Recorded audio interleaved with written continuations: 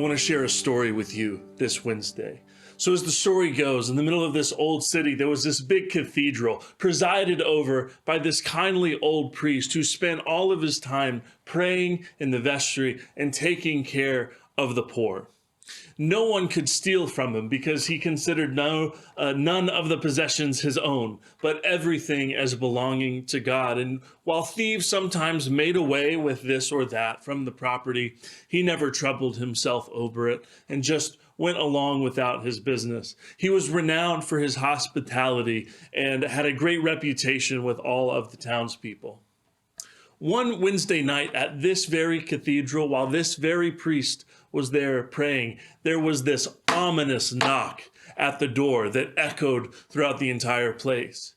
The priest went to see who was there, and when he opened the door, standing over him was this tall, hissing, dark, scary-looking demon.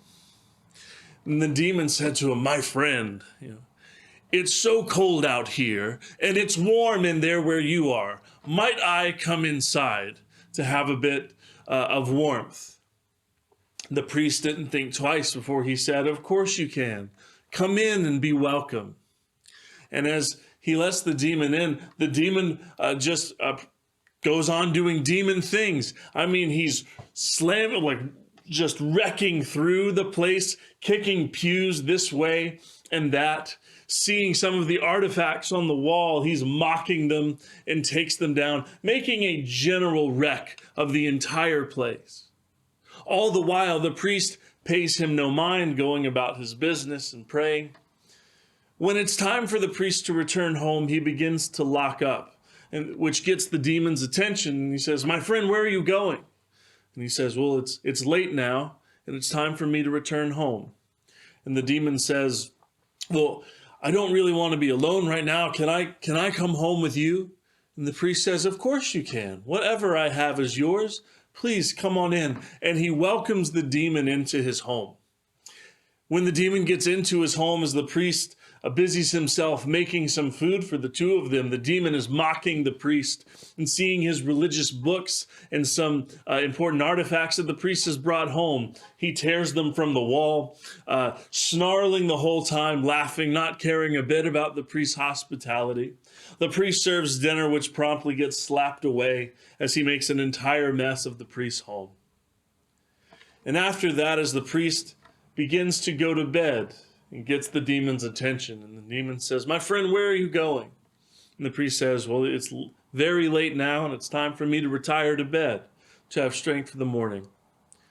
And the demon says, "My friend, you've welcomed me into your cathedral. You've welcomed me into your home, but I am quite lonely. And I'm wondering, would you invite me also into your heart?"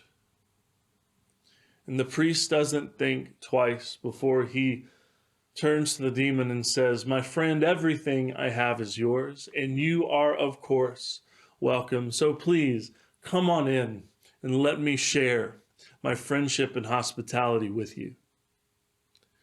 This response brought the demon to a standstill, because in the offer, the priest had kept from him the one thing the demon had wanted to steal. He could not take from the priest his kindness. He could not take from the priest his hospitality. He could not take from the priest his unassuming love of any and everyone. And so, robbed of this chance, the demon bowed his head and walked away sad, never to be seen again. And it's said that what happened to the demon after that night was anybody's guess. Some say he just went away, never to be seen. Others say that that night he received more than he could have possibly imagined. And as for the priest, he just went up to bed, smiling and whistling his favorite hymn all the while, and wondering what disguise his Christ might put on next. The end. I love this story not just for its absurdity and its uncomfort at inviting a demon in places, but the message it has for us about hospitality. Right?